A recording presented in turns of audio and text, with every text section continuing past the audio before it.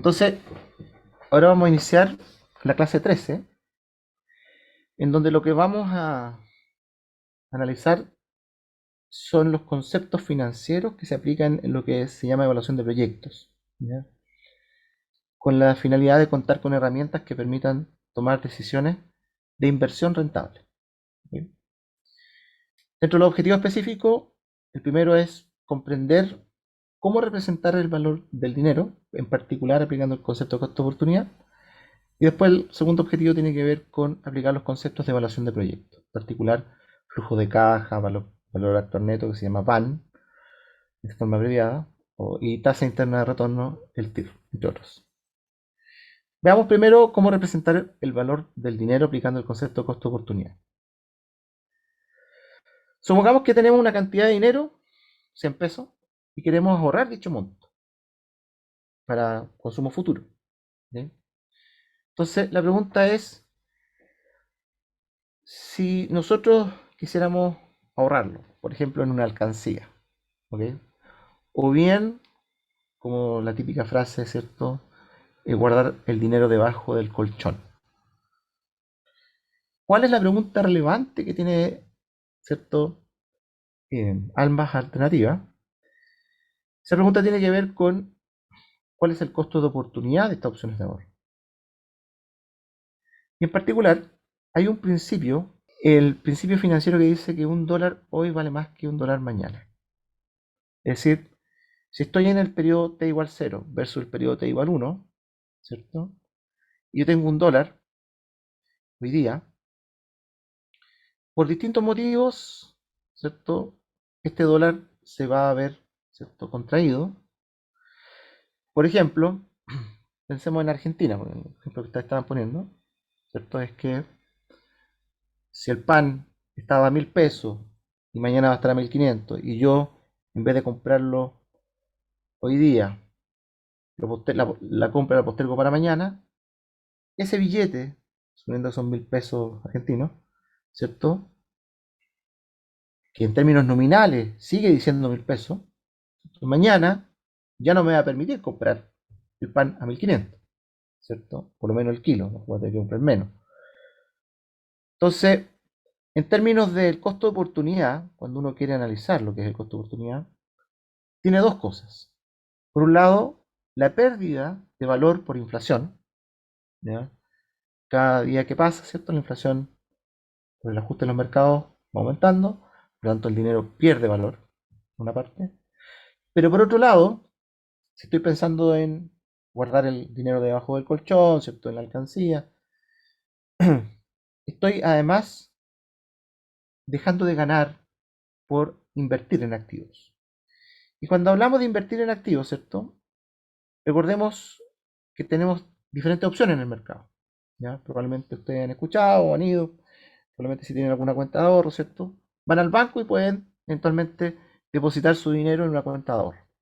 O bien, alguien que es amante del riesgo, ¿cierto? Podría ir al mercado de valores accionarios, la bolsa de valores, y comprar una acción con su dinero y recibir una cierta rentabilidad por esa acción. Entonces vamos viendo caso a caso. Si yo tengo una alcancía o la plata guardada debajo del colchón, la tasa de interés que me da esa alcancía o el colchón, ¿cierto? Es cero. Por lo tanto, los 100 pesos multiplicados por uno más la tasa de interés, cero, son los 100 pesos. ¿Ok? Las opciones que tengo, por ejemplo, ir al banco, ¿ok? Depositar en una cuenta de ahorro. Si yo deposito, por ejemplo, a un año plazo, el banco me puede ofrecer dos opciones. De hecho, generalmente son más opciones, pero te puede decir, mira, la tasa de pizarra, te ponen una pizarra ahí donde están las tasas que te ofrecen por captación, es decir, por ahorro tuyo. Te ofrezco una tasa nominal del 8,15%. Entonces, ¿qué significa eso? Que tú, al final del periodo, un año por ejemplo, tú multiplicas los 100 por uno más la tasa nominal. Si la tasa nominal es 8,15, tú vas a obtener 108,15 pesos. ¿Ok? Términos nominales. Pero también podría decirte, de hecho lo ofrecen muchos bancos, yo te ofrezco una tasa real, que es la variación del IPC. Recordemos que el IPC es un índice, por lo tanto la variación del IPC es la inflación, ¿ya? La variación del IPC más un 5%. Y en general los bancos lo que hacen es que te dicen, te ofrezco una tasa real UF más la tasa que te ofrezco, que es el 5% en este caso, por ejemplo, ¿ya? ¿Y por qué UF? Porque la UF está indexada al IPC, por lo tanto va, ¿cierto?, asociado la inflación. Por ende, cuando yo voy al banco, lo primero que me hace el banco me dice, mira ya, toma los 100 pesos, generalmente hay un montos mínimos, no son 100 pesos, pero toma los 100 pesos, ¿cierto? Y esto va a estar indexado a la inflación. Es decir, la inflación que resulte en el periodo de tiempo que tú estás tomando este ahorro, ¿cierto? En este caso estamos suponiendo que un 3% podría ser distinto. 100 por 1 más el 3% te da ese valor, ¿cierto? Actualizado por la inflación. Pero además, el banco te da un 5% en este caso. Eso sí está determinado. ¿Sí? Te aseguro el 5%. ¿Ok? Por lo tanto, multiplicas 1 más 5% por 1 más 3% y eso te da el valor en términos reales. ¿Ok? Ahora, si uno compara en términos de tasa real y nominal, ¿cierto? La diferencia es que la tasa nominal, ¿cierto?, incluye el concepto de inflación. ¿Ok? O sea, 1 más R, tasa de interés nominal, es igual a 1 más R real multiplicado por 1 más la inflación. ¿Dónde está el problema cuando uno va al banco y quiere tomar un depósito? Si te dicen que es nominal, suponte que la inflación sea un 10%, ese 10% te anula la ganancia completa que tuviste. En cambio, si tú vas al banco y tomaste tasa real 5% más la inflación, si la inflación fue un 10%, bueno, te protegiste, quedaste protegido, tus montos quedaron protegidos porque se ajustaron, ¿cierto?, con la inflación, producto que está en tasa real, es decir, UF más algo. ¿Qué es la diferencia entre la nominal y la real? Sí. Por fin. La tasa nominal incluye el concepto de inflación, ¿ya? El problema que tiene es que está suponiendo que hay una cierta inflación de base. Por ejemplo, si es 8,15%, cuando te ofrecen esa tasa, lo que te están diciendo es, mira, yo te voy a pagar eso y eso es lo que vas a tener al final del periodo.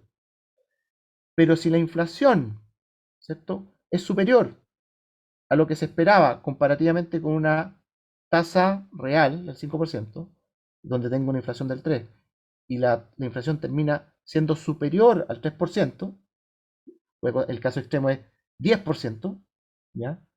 Si fuera 10%, esta plata que yo voy a recibir acá, ¿cierto?, perdió valor completamente, aunque estuviese depositada en el banco con esta tasa nominal. ¿Por qué? Porque la inflación fue más que las expectativas que se tenían, que era el 3%. ¿Me siguen? Sí, profe, ahora sí. Súper. ¿Ok? Ahora, ¿qué pasa con las acciones? Bueno, cuando yo voy a la bolsa de valores y compro acciones, ¿ok?, la rentabilidad de la acción no está asegurada. ¿Ok? Y eso es súper importante tenerlo presente. Entonces, por ejemplo, si yo voy al mercado accionario y yo pienso que voy a ganar un 10%, pero en realidad gano un 8,15%, que es lo mismo que tenían las alternativas de ahorro, ¿cierto? En ese caso, habría quedado como indiferente. Pero como esto no está asegurado, de hecho la rentabilidad puede ser mayor, 10, 15, 20%, ¿cierto? Dependiendo de cómo le vaya a la empresa, de la cual estoy comprando este papelito, que es un derecho que tengo de propiedad sobre la empresa, ¿cierto? Dependiendo cómo le vaya a la empresa, es el resultado que yo voy a obtener. Pero eso está condicionado a muchos factores externos. entre los cuales, por ejemplo, está el concepto de que a la empresa se desarrolló un nuevo producto y el producto no lo vendió, no logró introducirlo en el mercado, ¿cierto?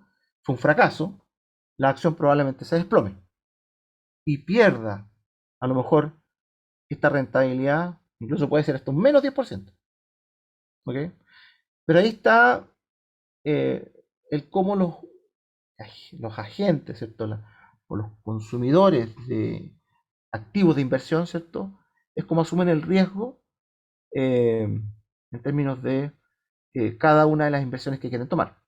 Entonces, por lo general, cuando las personas toman inversiones, por ejemplo la AFP, ¿cierto?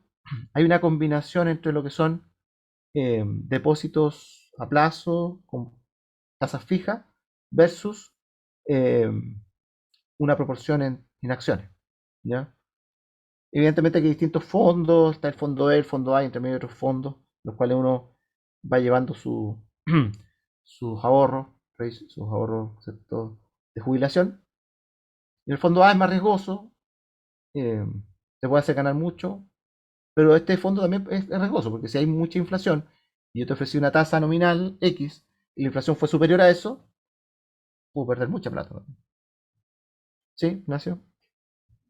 Hola, profe. Hola. Eh, una pregunta.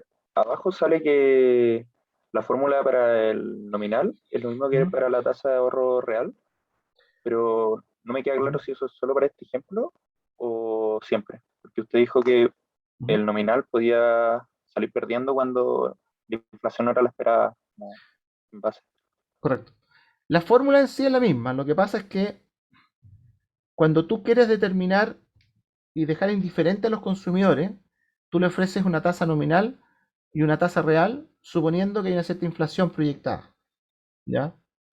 Lo que ocurre es que como este valor nosotros no lo vemos, ¿ya? O sea, no sabemos cuál va a ser efectivamente el resultado final, ¿ok?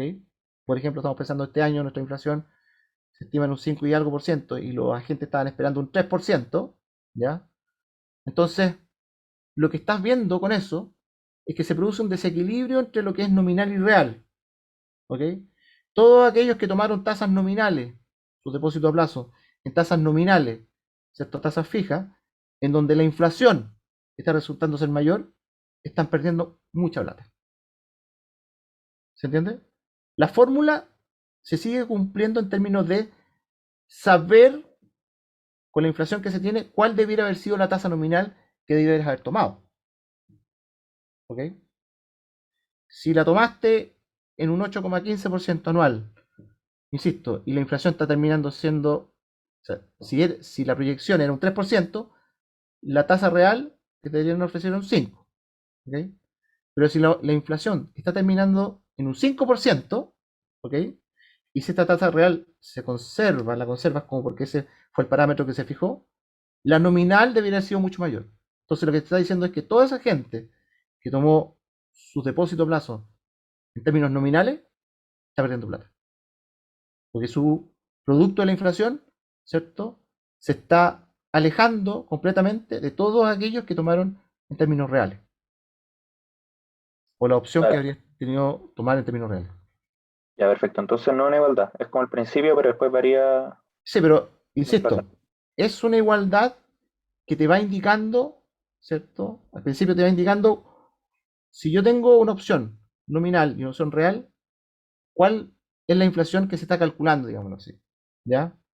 Si tú tienes información, suponte que tú tienes una esfera mágica que te dice que de aquí a final de año, pues estamos parados a principio de año, era un 5%, ¿cierto? Esta ecuación te dice, te está diciendo, ¿cierto? Pues sabes qué, la esferita mágica y te prende luz y colores, ¿cierto? Cuando la inflación pasa el 3%, te dice, ojo, que la tasa que te están ofreciendo no es buena, la nominal, porque la inflación de final de año es un 5%. Así que no te embarques con esa tasa. ¿Me sigue? Sí, perfecto. Ese profe. Ujú. ¿Más preguntas? Entonces, la nominal conviene cuando la inflación resulta ser más de lo pensado al principio como del año. No, la nominal conviene cuando la tasa de inflación es menor de lo que pensábamos. Es decir, mira, pensemos en lo siguiente, fíjate. Tenemos acá el 8,15%. Este 8,15% se calcula como 1 más 5% y 1 más 3%, que multiplica y te da este mismo 8,15. Usen la calculadora ahí y se van a dar cuenta que es lo mismo. Entonces, si viene alguien y te dice, ¿sabes qué? Déjame por acá. Te dice, mira, esta inflación no va a ser un 3%, alguien que te logra hacer ver el futuro, sino que va a ser un 2%. Voy a colocarlo acá. Un 2% de la inflación, ¿ya? Pues vámonos al extremo, 0%. Es más fácil. 0% de esta inflación, ¿cierto? Entonces, al ser menor la inflación, fíjate, entre un 8,15 y un 5%, porque esto es cero, si alguien te está diciendo, oye, el futuro cuál es, ¿cierto? Lo que te conviene es la tasa nominal. ¿Verdad? Bueno, ¿Sí? ¿Sí? Entonces, mientras más baja la inflación, la tasa nominal es la que te conviene, buscando siempre la fórmula de equilibrio para determinar, ¿cierto?, cuál debería ser el equilibrio de uno versus el otro, ¿cierto? Lo que pasa, y vuelvo a insistir, es que cuando tú estás en una situación de este tipo, tú no sabes a priori cuál es la inflación que va a haber, ¿ok?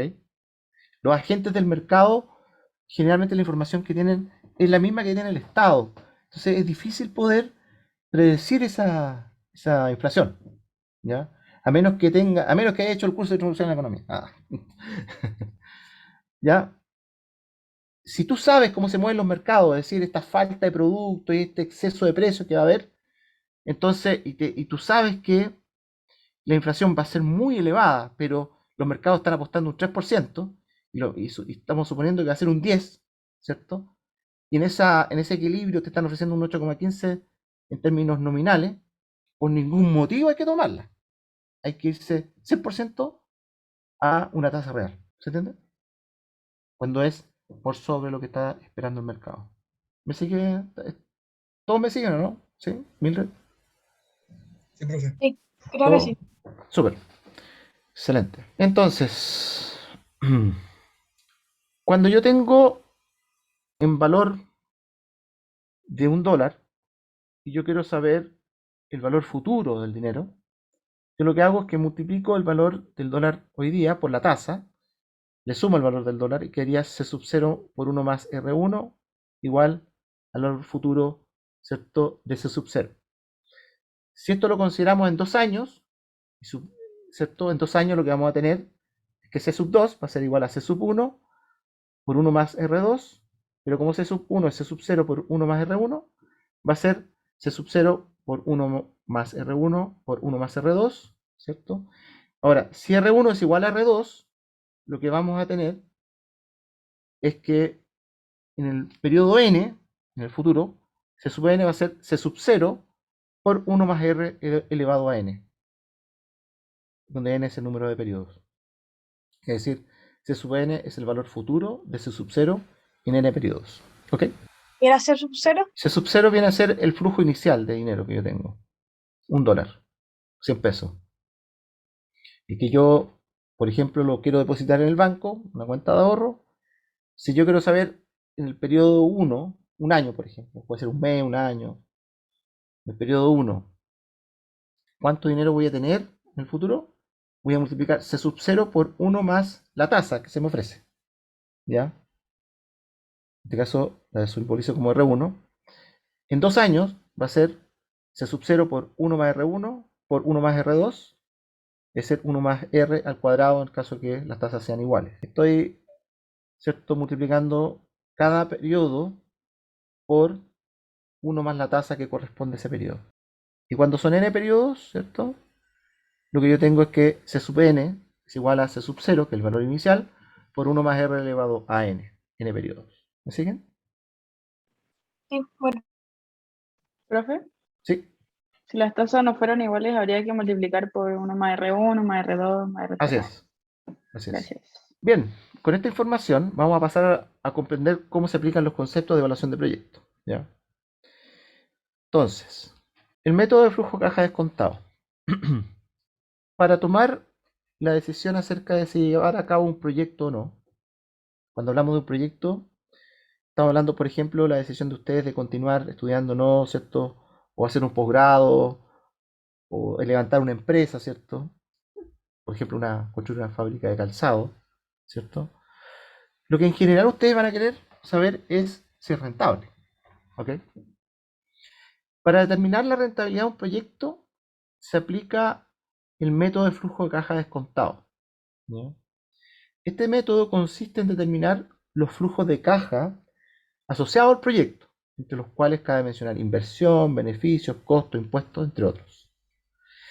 Dado que los flujos de caja asociados a un proyecto se producen en diferentes periodos de tiempo, por ejemplo 10 años, ¿cierto?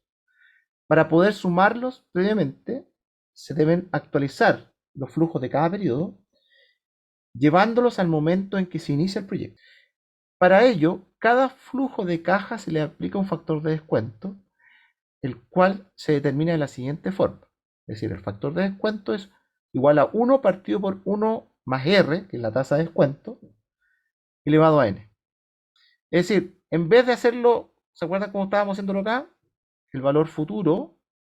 Ahora yo quiero saber el valor presente de C sub N, que en buenas cuentas es multiplicar por 1 partido por 1 más R elevado a N, a ambos lados de la igualdad, y me quedaría que el valor presente va a ser C sub N, que es el valor futuro, dividido por 1 más R elevado a N. Donde el factor de descuento viene a ser 1 partido por 1 más R elevado a N. Donde R es la tasa de descuento y N es el número de periodo en el cual estoy ubicado. La tasa de descuento se determina en una combinación entre la tasa libre de riesgo y la tasa y el riesgo del mercado, ¿ya? Nosotros no nos vamos a introducir, no vamos a ver esto en profundidad, ¿cierto? Lo que nos va a interesar es que hay una cierta tasa de descuento, lo cual yo utilizo para evaluar mis proyectos, ¿ya? Finalmente, si la suma de los flujos de caja descontados, suma a la cual se le llama el valor actual neto o el VAN del proyecto, es mayor o igual que cero, se considera que el proyecto es rentable. Y por lo tanto, en principio, uno podría recomendar que ese proyecto debiera ser realizado. Veamos, introduzcamos un ejemplo.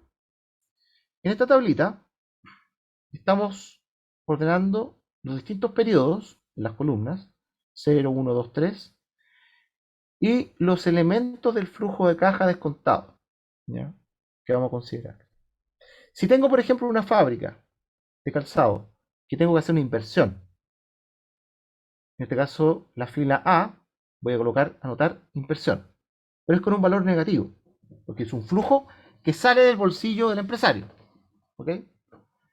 El capital de trabajo en la línea B, ¿cierto? Ese capital de trabajo, el que necesito para poder, ¿cierto?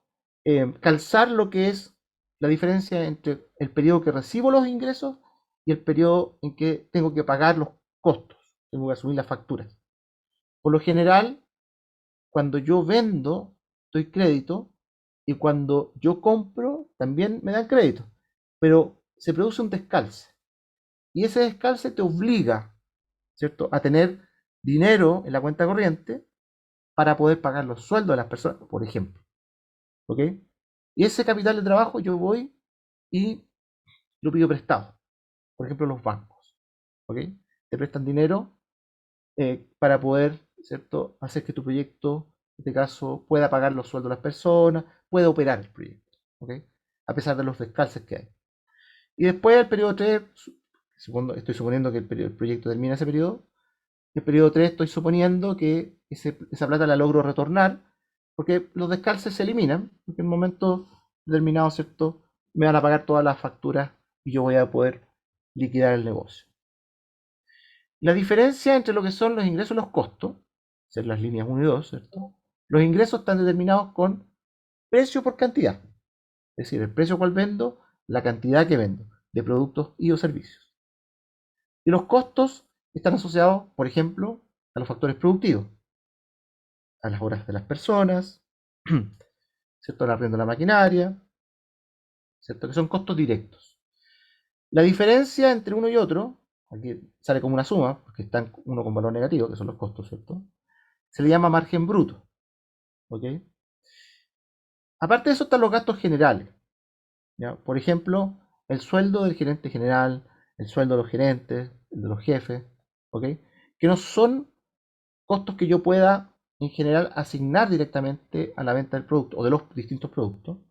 Por lo tanto, lo que yo hago, los agarro y los considero en una masa de costos que se llaman gastos generales y que al sumarlo con el margen bruto me da la utilidad antes de impuestos y depreciación, al cual se le llama EBITDA, que es sumar 3 más 4, ¿cierto? Y sobre eso yo después descuento lo que es la depreciación. La depreciación, ¿cierto? Tiene asociado el concepto de que los activos que tengo en una empresa, bodegas, instalaciones, maquinaria, ¿cierto? Se desgastan con el tiempo. El Servicio de Impuestos Internos en Chile establece tablas para las depreciaciones. Aquí estamos suponiendo que, como ejemplo, ¿cierto? Que esta inversión de 1200 se deprecia en 3 años. Por lo tanto, divido el valor de A por el número de periodos y estoy suponiendo que el valor residual es 0, para simplificarlo. Si el valor residual fuera distinto, obviamente que el valor de 400, ¿cierto? Sería menor, porque en buenas cuentas podría suponer que la de máquina se aprecia en 10 años, no en 3, por ejemplo. Pero para hacerlo más simple, estoy suponiendo que el valor residual es 0, por lo tanto me quedo con una depreciación que se determina en 3 años. Por lo tanto es menos 400. La suma de, en este caso, de la utilidad antes de impuestos, el EBITDA y depreciación, ¿cierto? EBITDA. Con la depreciación 5,6, ¿cierto? Determino lo que se llama utilidad antes de impuestos, que se le conoce como EBIT, que sería, ¿cierto? Sumar 950 más menos 400, sería 550. Y el impuesto, que en Chile es un 27% hoy día para las empresas, ¿cierto? Se aplica sobre el EBIT y me da menos 149, porque el impuesto sale de mi caja, tengo que pagar, hacer un cheque, en este caso a Tesorería General de la República, y pagar ese impuesto. ¿Ok? Entra a las arcas fiscales del Estado. Entonces, la suma de la utilidad antes de impuesto, el EBIT, más el impuesto que es negativo, me queda como la utilidad de la empresa. Es decir, la utilidad sería 402, 621, 840 en los respectivos periodos. El flujo de caja, y aquí termino, el flujo de caja es la suma de las filas A, B, 7 y 6. A es la inversión, B, capital de trabajo, menos 1300, ¿cierto? Luego, en la fila 7, que sería la utilidad de la empresa, que sería 402 en este caso, en el periodo 1, menos la depreciación. Menos con menos es más. ¿Qué significa? Estoy volviendo a sumar los 400 de depreciación. ¿Y por qué lo hago? Porque la depreciación no es un flujo de caja, ¿ok? No es dinero que circula. Está asociado al desgaste de la maquinaria, es cierto. Por lo tanto, se considera como si fuera un costo. Por lo tanto, rebaja la base impositiva. O sea, a la utilidad le estoy descontando 400 para calcular el impuesto. Pero, para efectos de flujo de caja, ¿cierto? No es un flujo de caja. Por lo tanto, tengo que sumarlo de vuelta al flujo de caja completo. Entonces, lo dejamos hasta aquí, lo volvemos a retomar la próxima clase. Les dejé una planilla con este ejercicio que hice para que lo empiecen a mirar, ¿cierto? Y podamos la próxima clase responder preguntas que vayan surgiendo acerca de lo que es el BAN, el TIR, ¿cierto? Que todavía no lo hemos calculado. ¿Ok? Buenas, gracias, profe. Chao, Chao. profe. Ya, gracias. Chao, profe, gracias. Chao, profe, Chao. gracias.